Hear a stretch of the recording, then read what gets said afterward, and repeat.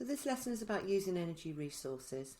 By the end of this lesson you should be able to describe the main energy resources available to us here on Earth, and also distinguish between renewable and non-renewable energy sources, and explain ways in which the energy resources are used. But before we begin, pause the video and have a little go at these starter questions, some from quite a while ago and some that you should remember from more recently.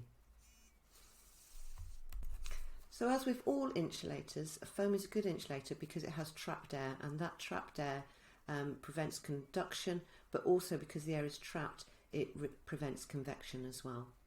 So the equation for gravitational potential energy is the mass times the height times the gravitational field strength, which we tend to say here on Earth is 10 newtons per kilogram.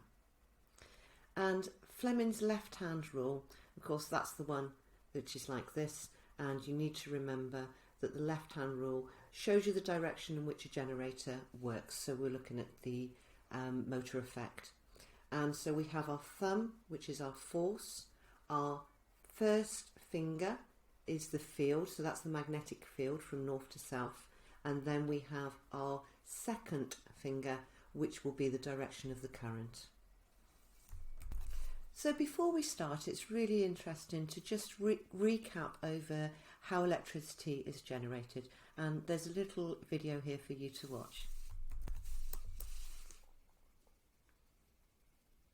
To generate electricity, you need three things: a magnet, a coil of wire, and movement. Turn the magnet and the needle rises, and you're producing electricity. The movement of a magnet near a coil of wire generates an electric current. This simple action is all you need. Keep the magnet moving and you'll have a constant supply of electricity. Here at Drax Power Station, they generate a huge amount of electricity. They use big coils of wire and massive magnets. This is a generator.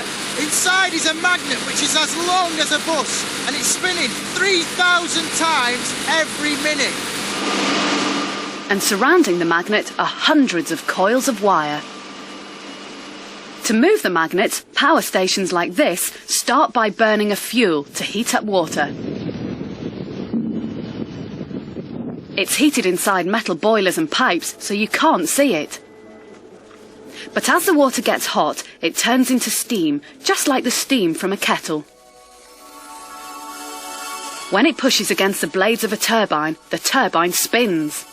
The same sort of thing is happening inside the generator. As the turbine spins, the magnet spins inside a coil of wire, generating electricity.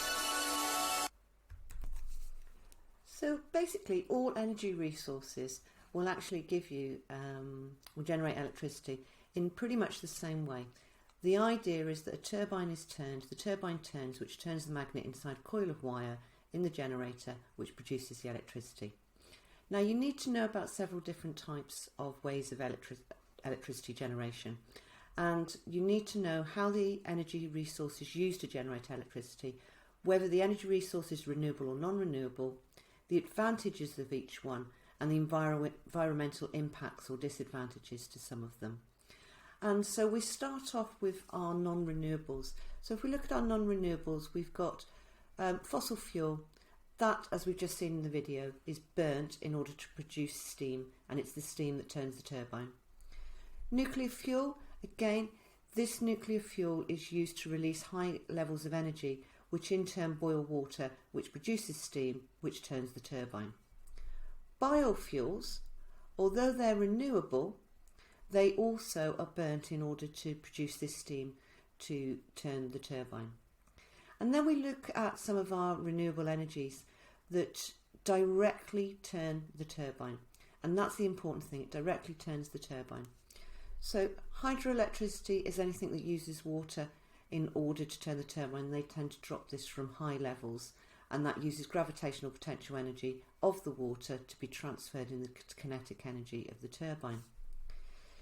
Geothermal is the only one that doesn't burn, and that actually uses the energy, the thermal energy of deep underground springs in order to produce that steam.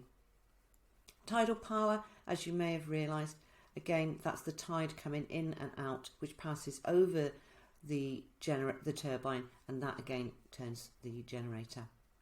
Water waves, in exactly the same way, they turn the turbine directly. Wind power, that's an obvious one for turning it directly. And the only one that doesn't turn a turbine is the solar power. And the solar power works in a very different way. It takes light energy and transfers it using silicon cells into electrical energy. So they all have their individual advantages and disadvantages. Obviously, a non-renewable energy source, that's a big disadvantage because they will run out. And in your GCSE, make sure you say they're non-renewable, which means they will run out.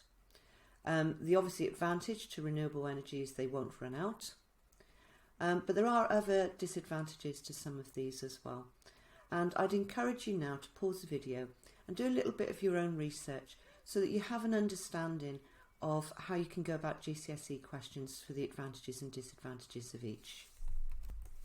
And a particularly good resource to use is Doodle Science, and I've put some links in the bottom into the description so that you can actually watch those videos. So the other thing you need to be aware of for your GCSE is how our trends and patterns have changed in our use of energy sources. And you can see from the diagram that it's projected that renewables will have a steep incline. We can see that coal is already starting to level off, natural gas is rising, and nuclear is rising, but only by a small amount. So hopefully you'll be able to describe the main energy sources and which ones are renewable, which ones are non-renewable, and an idea of how these energy sources are used and the advantages and disadvantages of each.